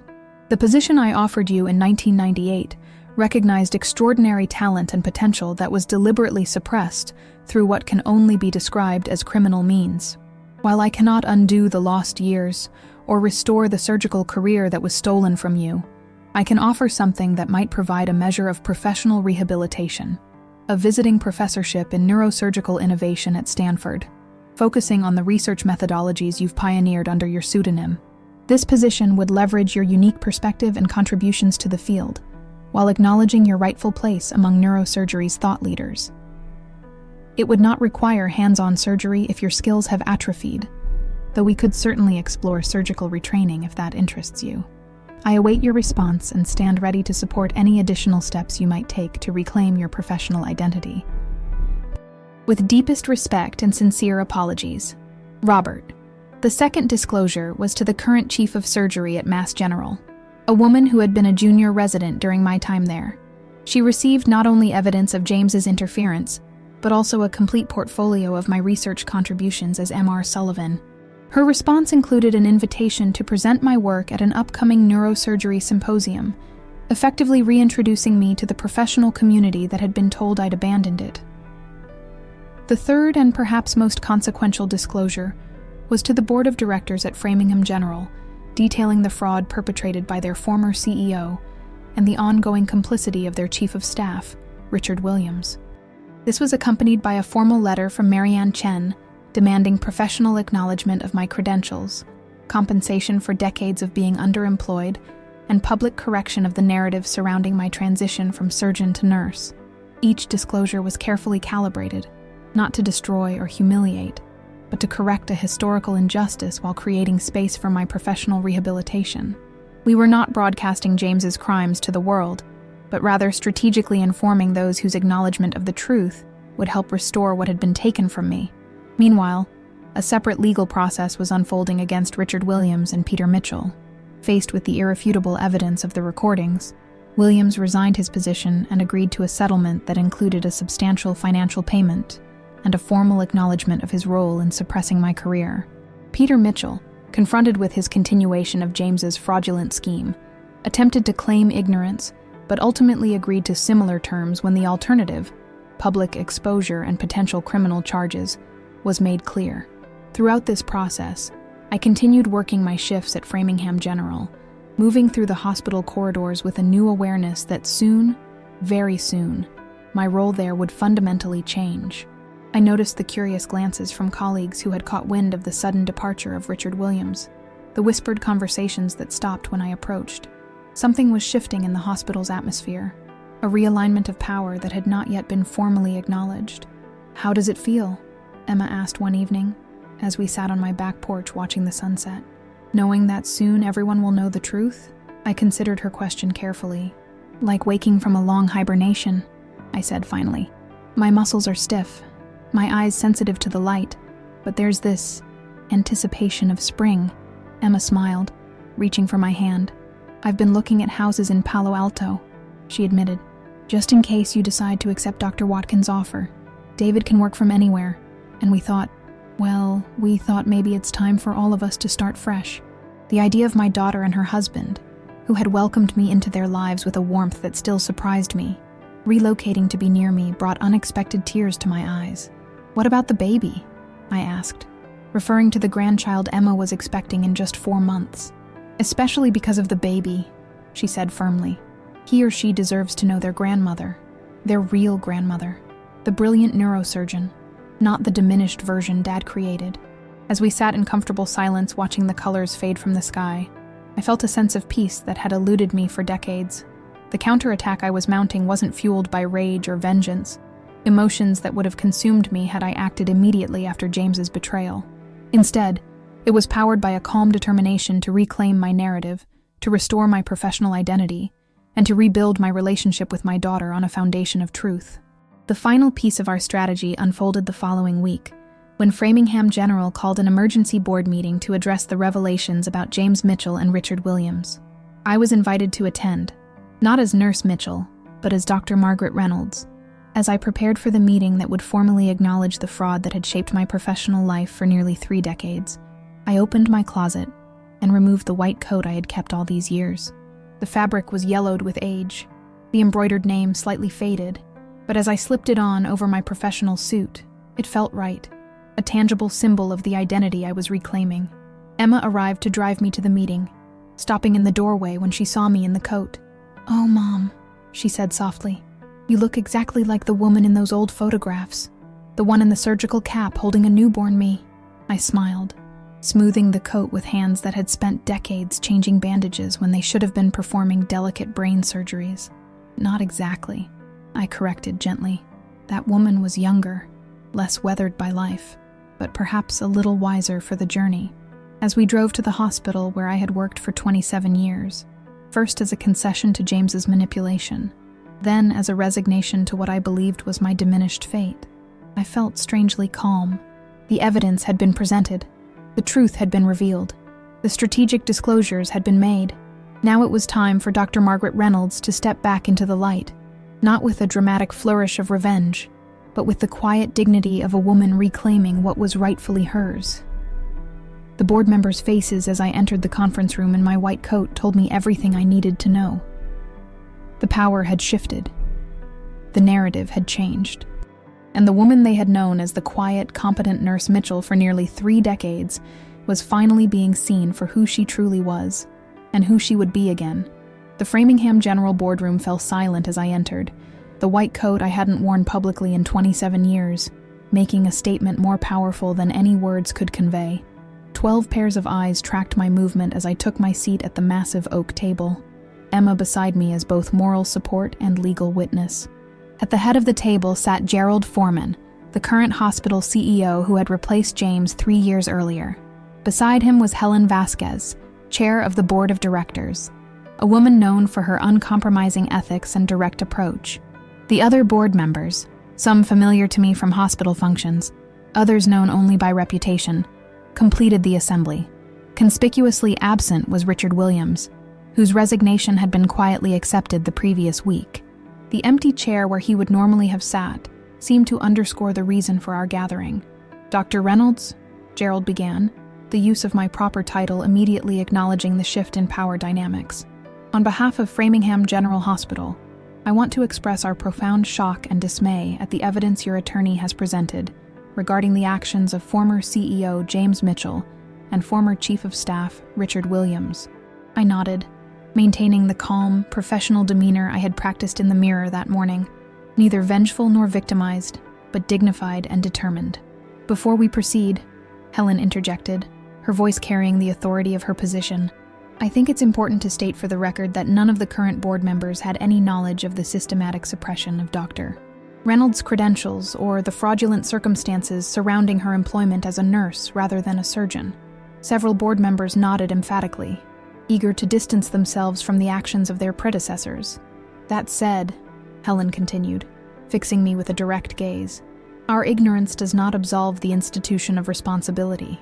Framingham General benefited from your skills at a significantly reduced compensation level for nearly 3 decades. That represents an institutional debt that must be addressed, regardless of who knew what and when." Her candor surprised me. I had prepared for defensiveness, for attempts to minimize the hospital's liability or shift blame entirely to James and Richard as individuals. This forthright acknowledgement of institutional responsibility was unexpected. "We've reviewed the documentation provided by your attorney," Gerald added, gesturing to the folders in front of each board member containing copies of the evidence we had discovered. "The manufactured complaints, the intercepted correspondence, the recorded conversations. They paint a disturbing picture of calculated career sabotage that continued for decades." 27 years, I said, speaking for the first time since entering the room. 27 years during which I continued to contribute to neurosurgical research under a pseudonym, published dozens of papers, consulted remotely on complex cases, and maintained my medical knowledge, all while working in this hospital as a nurse, because I was led to believe my surgical career had been irreparably damaged. A heavy silence followed my statement. Several board members shifted uncomfortably in their seats. "The question before us," Helen continued after a moment, "is how Framingham General can make appropriate amends for its role in this situation, however unwitting that role might have been." Gerald opened a folder in front of him. "We have prepared a formal proposal for your consideration, Dr. Reynolds. It includes several components that we hope will address both the professional and financial aspects of this situation." He outlined the hospital's offer, a formal public acknowledgement of my true credentials, and the circumstances that led to my employment as a nurse. Retroactive compensation calculated as the difference between my nursing salary and what I would have earned as a neurosurgeon of my standing over 27 years, creation of a named endowment for a neurosurgical research position in my honor, an immediate elevation to emeritus consulting neurosurgeon with privileges to teach, consult, and potentially operate once my surgical skills were recertified. As he spoke, I maintained my composed expression, but internally, I was calculating the significance of each component. The financial compensation would be substantial, potentially millions of dollars when calculated over nearly 3 decades. The public acknowledgement would formally correct the narrative James had created. The endowment would ensure my professional legacy, and the emeritus position would give me immediate status within the institution that had unknowingly participated in my suppression. "This is a generous offer," I acknowledged when Gerald finished speaking, "but there's an element missing that's important to me." The board members exchanged glances, clearly having believed their offer comprehensive. "I want a formal review of all hiring and promotion practices at Framingham General, with particular attention to gender bias in surgical specialties," I stated clearly. Not as a punitive measure, but as a constructive step to ensure that what happened to me, A female surgeon whose career was derailed by a man who couldn't tolerate her success doesn't happen to others, however differently it might manifest in today's environment. Helen nodded slowly, making a note on her legal pad. That's an entirely reasonable addition, Dr. Reynolds. We'll incorporate it into the formal agreement. As the meeting continued, finalizing details of the settlement and the public statement the hospital would issue, I maintained my professional demeanor. This wasn't about emotion, though God knows I'd earned the right to it after 27 years of suppressed potential. This was about correction, restoration, and ensuring that my final professional chapter would be written on my own terms. 2 hours later, as Emma and I left the boardroom with a signed agreement in hand, the first phase of my professional rehabilitation was complete. The hospital that had unknowingly participated in my suppression would now participate in my restoration, publicly, financially, and institutionally. But the most significant confrontation still lay ahead. 3 days later, I stood at a podium in the Framingham General Auditorium, facing an assembly of hospital staff, local media, and members of the medical community who had been summoned to what had been cryptically described as an important institutional announcement. In the front row sat Emma and her husband David, both radiating pride. Beside them was Dr. Robert Watkins from Stanford, who had flown in specifically for this announcement. The hospital board members occupied a row of seats to my right, while the department heads, including many colleagues who had known me only as Nurse Mitchell, filled the left section. As Gerald Foreman introduced me as Dr. Margaret Reynolds, distinguished neurosurgeon, I surveyed the faces in the audience. Confusion, shock, curiosity, and in some cases, dawning comprehension reflected back at me. For many in that room, the quiet, competent nurse they had worked alongside for decades was suddenly being revealed as someone else entirely, someone whose credentials and capabilities far exceeded the role they had known her to perform. When I stepped to the podium, the room fell silent. I had prepared my remarks carefully, focused not on vilifying James or detailing my victimization, but on reclaiming my narrative with dignity and purpose. For 27 years, I began, my voice steady and clear. I have walked the halls of this hospital as Nurse Margaret Mitchell. Today, I stand before you as Dr. Margaret Reynolds, board-certified neurosurgeon, researcher, and author of 37 peer-reviewed publications in neurosurgical journals under the name M.R. Sullivan.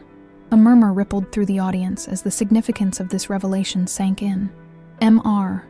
Sullivan was well known in neurosurgical circles, the mysterious researcher whose innovative approaches to complex cerebrovascular anomalies had influenced surgical practices around the country. The circumstances that led to this dual identity, to the suppression of my surgical credentials and the creation of an alternate professional persona, have recently come to light.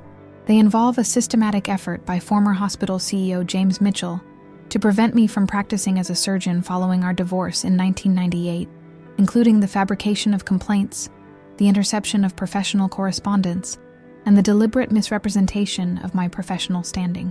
The murmurs grew louder, particularly among the medical staff who had worked under James's leadership.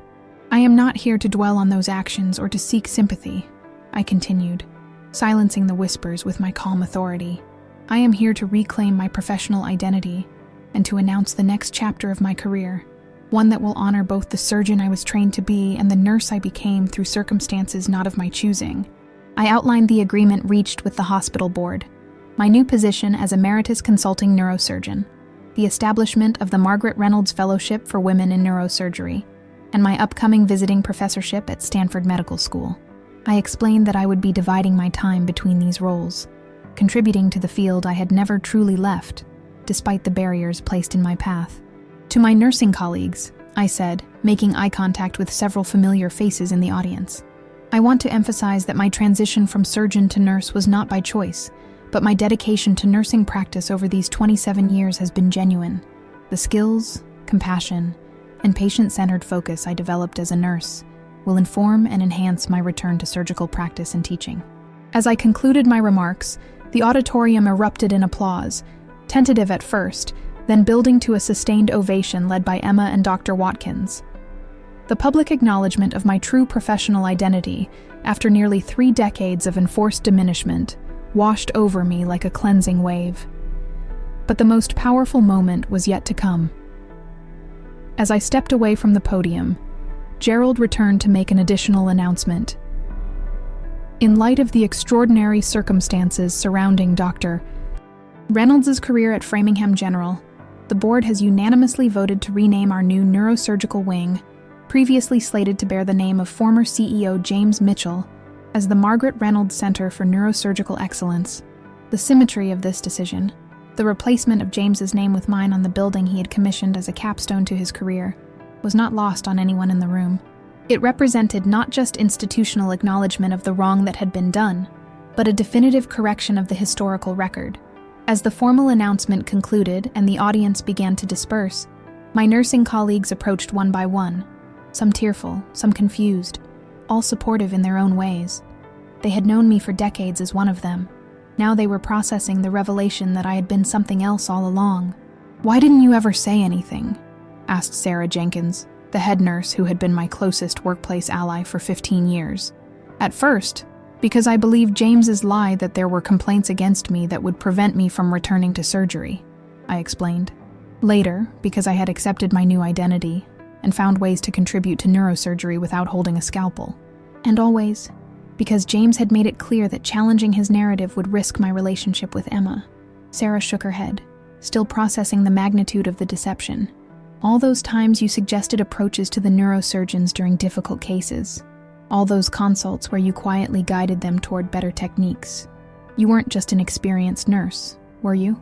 "I was a surgeon working through others' hands," I acknowledged, "finding ways to save lives even when I couldn't do the cutting myself." As the auditorium emptied, I found myself face to face with Dr. Howard Stern, the current chief of neurosurgery at Framingham General, a man who had often dismissed my input during complex cases, attributing my knowledge to reading too many journals, rather than recognizing the expertise of a trained surgeon. "I owe you an apology," he said stiffly, professional pride warring with genuine remorse. "Had I known your background, you would have treated me differently," I finished for him, which is precisely why recognizing credentials and expertise regardless of current role or gender is so important in medical settings. The Margaret Reynolds Fellowship will help ensure that other women surgeons don't face the institutional barriers I encountered, whether overt or subtle.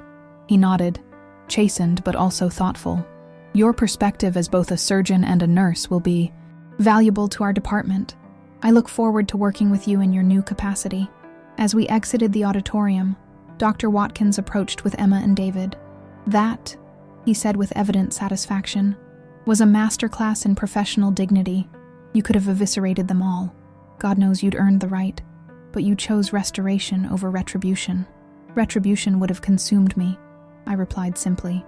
"Restoration allows me to move forward." Emma slipped her arm through mine, her pregnancy now visibly showing beneath her tailored dress. "Speaking of moving forward," she said, "David and I have something to show you." They led me to their car, where David retrieved a large envelope from the glove compartment. Inside was a real estate listing for a charming craftsman-style house in Palo Alto, just minutes from the Stanford Medical Center. "It has a mother-in-law suite with its own entrance," Emma explained, pointing to the floor plan. "Perfect for a distinguished visiting professor who happens to be expecting her first grandchild in a few months." The implication was clear. They were planning to relocate to California with me, to rebuild our family connection without the geographic separation James had engineered decades earlier. "Are you sure?" I asked, searching my daughter's face. "Your whole life is here in Massachusetts." Emma shook her head, placing my hand on her rounded belly. "My whole life is wherever my family is. Dad spent 27 years separating us. I'd like to spend at least that many making up for lost time." As we stood in the hospital parking lot, planning our shared future in California, I felt the final piece of James's prison crumbling away. He had taken so much from me, my career, my professional identity, years with my daughter. But he had failed in his ultimate goal, to permanently diminish me, to rewrite my story as one of abandonment and failure. The truth had emerged. The public discovery of my real identity had been made. And now, at 58, I was being offered something I never expected. A second chance to be both the surgeon and the mother I was always meant to be. The confrontation was complete. Not with dramatic accusations or public villainization of James, but with the quiet power of truth finally revealed, acknowledged, and recorded for posterity. In the renaming of the hospital wing, in the formal correction of my professional standing, In the plans for my return to teaching and practice, the narrative James had so carefully constructed was being systematically dismantled and replaced with reality. Dr. Margaret Reynolds was stepping out of the shadows, not with a cry of vengeance, but with the steady confidence of a woman who had survived attempted erasure and emerged intact, ready to reclaim her rightful place in medicine, in her family, and in her own life story. Stanford Medical Center, 2 years later. I adjust my surgical loops, feeling the familiar weight settle comfortably on the bridge of my nose. The operating room hums with the quiet efficiency of a well-orchestrated symphony, nurses moving with purpose, anesthesiologists monitoring vital signs, surgical residents positioned strategically around the table, all awaiting my next move. Bipolar forceps, I request, and the instrument appears in my outstretched hand within seconds, passed by Emma, no longer just my daughter, but now a second-year medical student observing her first complex neurosurgical procedure. Beneath the harsh operating lights, the exposed brain of my patient, a 34-year-old teacher with a meningioma that other surgeons had deemed inoperable, glistens with life and possibility. My hands, steady despite the 2-decade hiatus from surgery, navigate the delicate neural terrain with the muscle memory of a pianist returning to a favorite sonata. Note the vasculature surrounding the tumor, I explained to Emma and the other observers. The approach published by Sullivan in 2010 allows us to access the mass while preserving these critical vessels. A small smile plays at the corners of my mouth beneath my surgical mask. Sullivan, my alter ego, my professional shadow self, now acknowledged as my own contribution to the field. The irony isn't lost on anyone in the room that I'm performing a procedure I developed, but couldn't implement during my years of professional exile. The surgery proceeds with methodical precision. 4 hours later, I remove the final piece of tumor tissue, preserving the surrounding structures with the care that has become my signature since my return to the operating room. Margins clear, announces the pathologist from the corner of the room. Complete resection. A collective breath of relief ripples through the team. Another inoperable tumor successfully removed. Another life extended. Another family spared the grief of premature loss. As I close, I catch Emma's eyes above her surgical mask, wide with wonder and professional respect. No longer the angry daughter who had confronted me with accusations of abandonment 2 years earlier, but a colleague in training who now understands the depth of what was taken from me and what I have reclaimed. Later, as we walk across the Stanford campus toward the faculty housing where I now live, adjacent to the home Emma shares with David and my 18-month-old grandson James, named not for his grandfather, but for Emma's favorite literary character, my daughter links her arm through mine. "I've been thinking about something," she says, her voice thoughtful in the golden California afternoon light. "About identity and how easily it can be stolen." I nod, understanding immediately where her mind has gone. "Because of the patient today?" "Partly," she acknowledges, "but mostly because I've been watching you these past 2 years. How you've reclaimed not just your career but your whole self. The transformation has been remarkable." We pause by the reflection pool outside the medical library, a spot I often visit between surgeries and lectures, finding peace in the play of light on water. "I was thinking about what Dad tried to do to you," Emma continues. "He didn't just try to take your career. He tried to erase who you fundamentally were and replace it with his version of you, the abandoning mother, the failed surgeon, the woman who needed to be kept in her place." I consider her words, watching the ripples spread across the water's surface as a leaf falls from a nearby maple tree. "Identity theft of the most intimate kind," I agree. "He rewrote my story without my consent and made everyone, including you, believe his version. But he failed," Emma says firmly. "That's what amazes me. Despite everything he did, the manufactured complaints, the intercepted correspondence, the custody manipulation, the professional sabotage, he couldn't actually change who you were inside." I smile, remembering the moments of quiet resistance over those 27 years.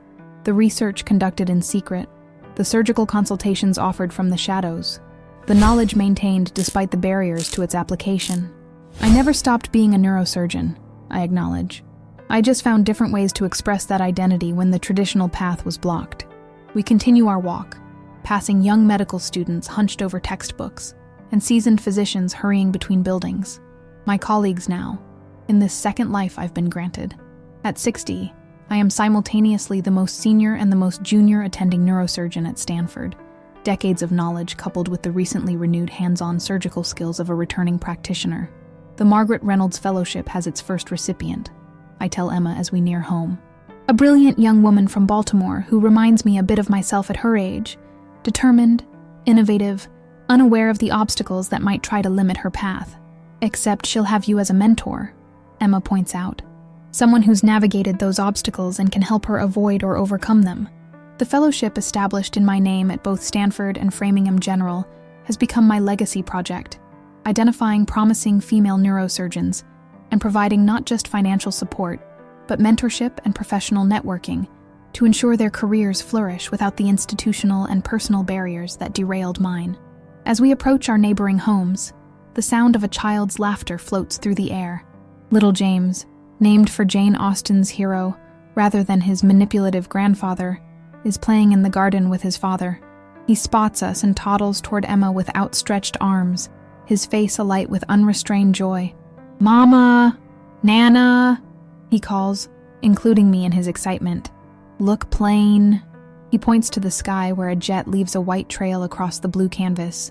So different from my own daughter's childhood, where I was kept at arm's length, allocated visitation hours, portrayed as the parent who had chosen to leave. This child knows me as a constant, loving presence, the grandmother who lives next door, who reads him stories about the brain, who shows him that it's never too late to become who you were always meant to be. After dinner at Emma's home, a weekly tradition that has helped heal the decades of emotional distance, I return to my own space, a modest but elegant faculty apartment with views of the mountains beyond Palo Alto. On my desk sits a framed photograph taken on the day I performed my first surgery after retraining. Emma beside me in the scrub room, both of us gowned and masked, our eyes above the surgical masks reflecting the same mixture of determination and hope. Beside it stands a small display case containing my original scalpel from Mass General, preserved all these years in the box of memories I kept in my attic, and the new one presented to me by Dr. Watkins when I completed my surgical recertification at Stanford. Old and new, past and present, continuity despite disruption. My phone chimes with a message from Marianne Chen, the attorney who helped orchestrate my professional rehabilitation. "Thought you'd want to know. Williams retired today. Full admission of complicity and press release. Mentioned you by name and title. Full circle." I set the phone down, feeling neither triumph nor bitterness at this final public acknowledgement from the man who had helped James imprison me professionally for so many years. Richard Williams's admission is simply the closing of a chapter that no longer defines my story. On my calendar for tomorrow, morning rounds with residents, a complex spinal tumor resection at noon, an afternoon lecture on the innovations in cerebrovascular surgery that I developed as M.R. Sullivan during my years of professional exile, and evening office hours for the students I now mentor. A full life. A reclaimed identity, a second chance I never expected to have. I moved to the window, looking out at the Stanford campus sprawling beneath the twilight sky. So different from the view from my Framingham kitchen where I spent decades watching life pass by, accepting limitations that should never have been imposed. The unused plane ticket that sparked Emma's revelation now hangs framed on my wall, a reminder that sometimes the journeys we don't take can lead us to destinations we never imagined. The ticket to California that I never used in 1998 has been replaced by the one I did use in 2023, flying toward a restored future rather than a stolen past. As night falls over Palo Alto, I reflect on the unlikely journey that brought me here. From promising young neurosurgeon to suppressed nurse to reclaimed surgical innovator, the path was never what I expected, marked by detours and barriers that seemed insurmountable at the time. Yet standing here now, with my professional identity restored, my relationship with my daughter healed, and my hands once again performing the delicate work they were trained to do, I understand something profound about identity and resilience. What is authentic in us cannot truly be erased. It may be buried, redirected, or forced underground, but given even the smallest opening, it will find its way back to the surface. James tried to rewrite my story, to cast me as the abandoning mother who chose career over family. He manipulated circumstances to force me into that role, then constructed an elaborate narrative to make everyone, including our daughter, believe his version of events. For 27 years, that narrative prevailed. For 27 years, I lived in the diminished space he had allocated for me, finding small ways to preserve my true self while accepting limitations I believed were permanent. But narratives built on lies eventually collapse under their own weight. The truth, however deeply buried, finds pathways to the light, sometimes through unexpected discoveries, sometimes through persistent questioning, sometimes through the simple passage of time that reveals patterns once obscured.